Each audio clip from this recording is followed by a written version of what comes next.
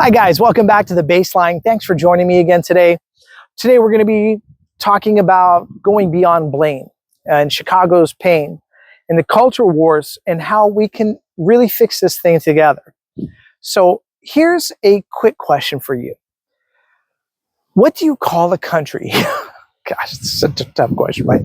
What do you call a country that spends billions on freedom abroad but can't stop kids from bleeding out on their own streets at home?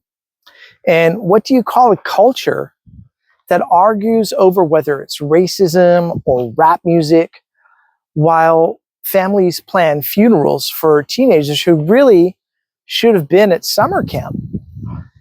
You call it America, and that's really hard today, right? And so we're going to try to rip that bandage off with no excuses, no slogans, because what happened in Chicago this weekend, that's not news, man. That's a symptom of something much bigger that's going on in the fabric of our society. So buckle up, because by the end of this, you're going to see exactly what's broken, who's cashing in on it, and how all of us can get off this blame treadmill and actually try to fix something real. Now, the weekend that tells the whole story is this, right? So here's where we start. It's Chicago, 4th of July weekend, a city with some of the best food you'll ever eat. We're talking about legendary neighborhoods, musics that shape the world, our culture, but also a record that no one wants to play on repeat. At least 44 shot, 6 dead, kids caught in the crossfire, parents lighting fireworks while simultaneously dodging bullets. It's insane. And every time this happens, the same script plays out. News trucks roll up, the mayor makes some kind of statement, Twitter lights up with, this is why we need tougher laws, and this is who's to blame, and this is why we need more fathers at home, and this is black culture's fault. Wait a minute, it's white supremacy. And it's like a broken record, and we hear it decade after decade. And it's spinning blame while another family plans a burial. So here's the truth I don't think anybody really wants to sit with, right? Like, both sides are right, and both sides are also wrong, because this isn't just about guns or gangs or rap songs or redlining. It's about all of it. And it's been stacked up for decades until the only way out feels like a coffin or a cage. So there have been so many lies that we've been sold, right? And here are 5 lies we've been sold about violence and race. And I want you to hear these 5 lies loud and clear, because they shape every lazy debate we're having about this particular subject. And lie number 1 is it's all about race. And wrong. I mean, race is part of the story, but it puts power plus poverty plus policy plus profit. You can't understand Chicago without understanding that banks drew red lines on maps that trapped black families in crumbling blocks. The factories left, the jobs dried up, and then we criminalized poverty instead of trying to fix it. Here's lie number 2. It's all about culture. Another half-truth. Like, we can't pretend culture doesn't matter, because it does.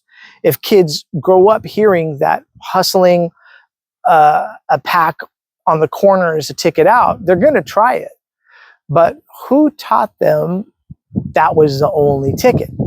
Who sold them that lie while building prisons to cash the check?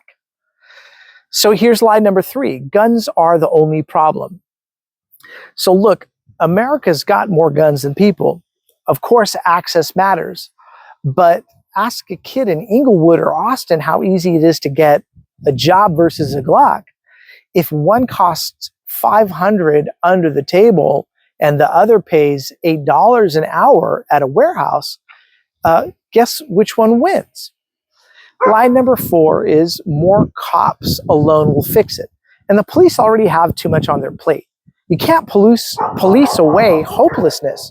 You can't arrest your way out of broken schools, and no dads in boarded up blocks. You need cops, but you need jobs, counselors, mentors, and a system that doesn't trap kids in dead ends. Here's lie number 5 is it can't change. And it's just how it is. And that's probably the biggest lie of them all, because I know, because it has changed in cities that do the hard work. Richmond, Camden, Oakland communities with real conflict mediation, real prevention, real local leadership stepping up. It's not magic. It's just messy. It's underfunded. It's inconvenient to headline writers. So here's a story, right? The summer I saw the script kind of break. So let me tell you a quick story. A few summers back, I spent a week with a violence intervention crew, and the kind you don't see on CNN. And these guys, like ex-gang members, ex-cons, moms who's lost kids, out here every weekend, right? Stepping between beefs before they turn into body bags.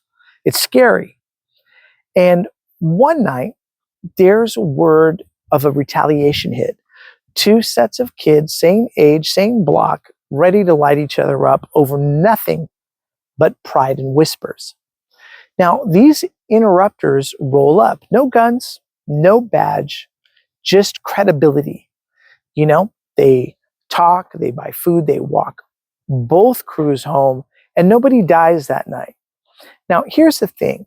That same week, 200 more street workers should have been out there. But there just wasn't enough funding. So the headline still read 15 shot over the holiday, but what you didn't see was the 15 who were not. And that's the power we ignore when we argue on Facebook about who's to blame. Which brings us to the 3 power moves that can help change so many things. So what do we do actually? Because you and I, we can't rezone a city overnight or fix 400 years of history in one podcast or discussion. But here's what we can push for, Number 1, fund prevention like we fund punishment. Why do we spend millions building new prisons, but pennies paying for conflict mediators? Now, we do need the prisons. We have a violent society. But if we gave every street worker, mentor, and safe space the same cash we give to new jail wings, we'd see less of those yellow tapes and more graduation caps. Another move we can do is own our culture and our policies.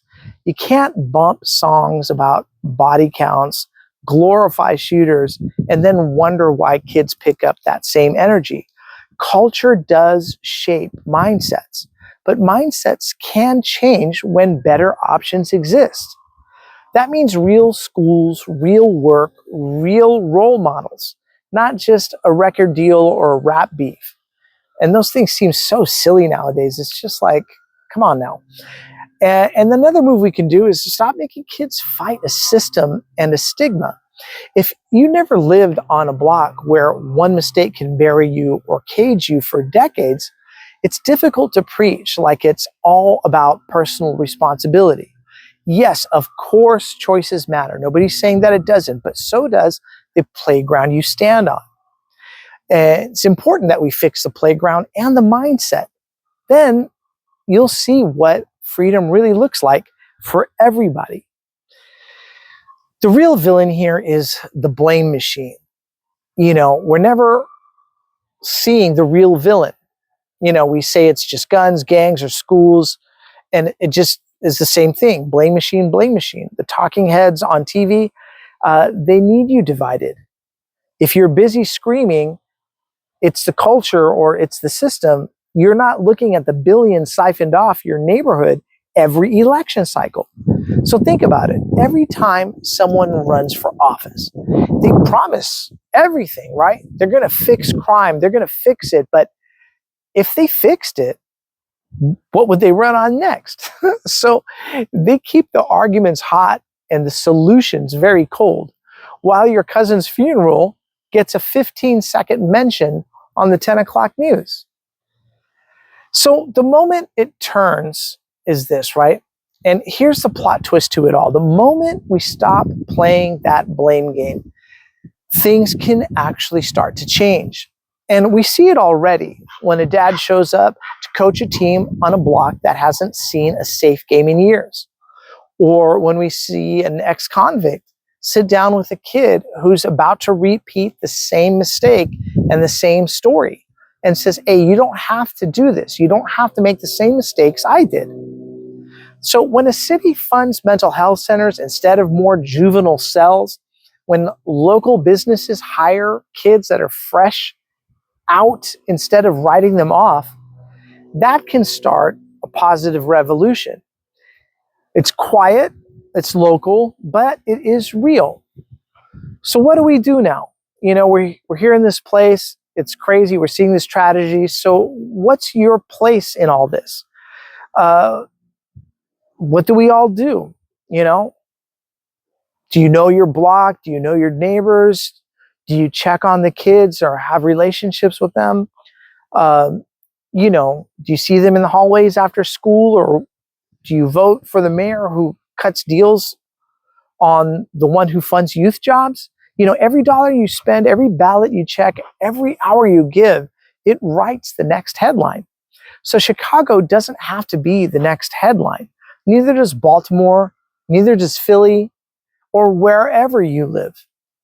So before you log off or shut this video off, I'd like you to do this. Before you doom scroll to the next tragedy, you know, take the stat that made you mad. You know, was it the graduation rate, the murder rate, the single mother rate, the gunshots, and ask, what can be my role in a positive outcome from this? I'm not talking about guilt. I'm not talking about pity. I'm just talking about agency. Help fund local violence interrupters. Volunteer for mentorships. Run for school board if you hate how broken your schools are. And hey, just knock on your neighbor's door. That's how block clubs start. That's how safe streets get built. And it's not done with hashtags. It's done with hands-on work, right? So that's it for tonight, guys. The pain is so real, but so is the power. And if we all want a different headline, we don't have to wait for it. We can write it right now. And if you stuck with me all the way through this, I really appreciate you. So let's stay positive, and of course, pray for everybody who's a victim of violence, no matter who it is. And, you know, hope for a better future for sure. So stay sharp, guys. Stay human, of course, and I'll see you back on the next episode. Thanks again for watching The Baseline, guys, and we'll catch you the next round. All right, cheers, everybody.